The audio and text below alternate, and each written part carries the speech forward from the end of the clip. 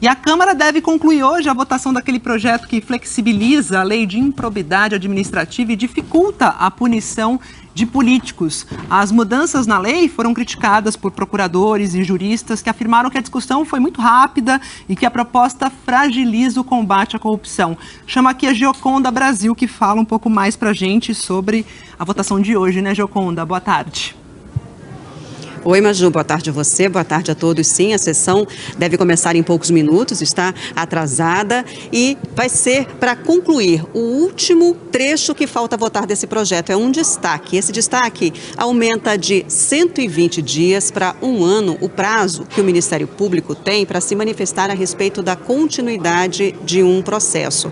Essa votação chegou a começar ontem, mas foi cancelada pelo vice-presidente da Câmara, deputado Marcelo Ramos, do PL. Foi cancelada antes que o resultado final da votação aparecesse no painel eletrônico da Câmara, e o deputado disse que essa votação foi cancelada, foi uma necessidade daquele momento, porque ali os debates estavam colocando em risco o acordo que foi feito com o Senado em relação a esse texto. Só que esse texto que veio do Senado e começou a ser votado ontem novamente pelos deputados, continua sendo alvo de críticas.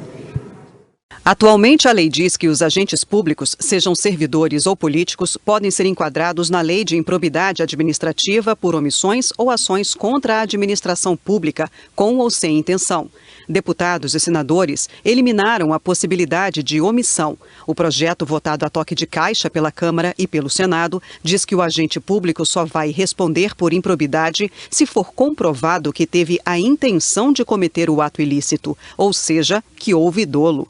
O relator deputado Carlos Zaratini, do PT, afirma que a mudança era necessária para diferenciar as condutas. As irregularidades que muitas vezes ocorrem nas administrações, por erro, por omissões de menor importância, mas que são irregularidades, continuarão sendo punidas através de ações civis públicas e de ações populares, que da mesma forma impõem sanções ao gestor público. Porém, improbidade é uma coisa, irregularidade apenas é outra coisa. A Associação dos Juízes Federais do Brasil considera um retrocesso. O presidente da AJUF, Eduardo Brandão, afirma que, a partir de agora, a dificuldade será grande para punir um gestor por improbidade administrativa. Vai ficar muito difícil de você provar o dolo específico, né? Na prática você não vai conseguir responsabilizar. Sempre vai ter a questão, é difícil você ter uma prova de que a pessoa fez aquilo, ou aquele mau uso,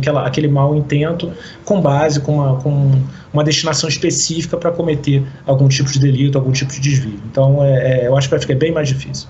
A Câmara aprovou o texto em junho. Na semana passada, o Senado alterou 8 pontos e apenas 4 dias depois, o texto já estava de volta ao plenário da Câmara. Ontem, os deputados mantiveram 7 alterações feitas pelo Senado. O projeto beneficia políticos condenados por enriquecimento ilícito e prejuízo aos cofres públicos. Ele prevê que a perda de função pública fica restrita ao cargo que o agente ocupava quando ele cometeu a irregularidade. Exige a comprovação de dolo para os casos de nepotismo, quando o agente público usa seu poder para nomear, contratar ou favorecer um ou mais parentes. O texto também prevê que caberá apenas ao Ministério Público propor ações de improbidade. Hoje, outros órgãos, como a Advocacia Geral da União, procuradores estaduais e municipais, também podem fazer isso. A Associação Nacional dos Procuradores afirma que as alterações enfraquecem o rigor da lei de improbidade e que as mudanças podem ser questionadas pelo Supremo Tribunal Federal. O autor do projeto original de 1991, que deu origem à lei em vigor atualmente, deputado Roberto de Lucena, do Podemos, disse que o Congresso vai dificultar o combate à corrupção. Com certeza, nos próximos anos vamos estar discutindo e procurando ainda mais fechar algumas portas que foram abertas. A minha preocupação é que nós sistematicamente estamos adotando iniciativas que estão fragilizando esse escopo do combate à corrupção e estão desarticulando as nossas conquistas, as conquistas dos últimos anos.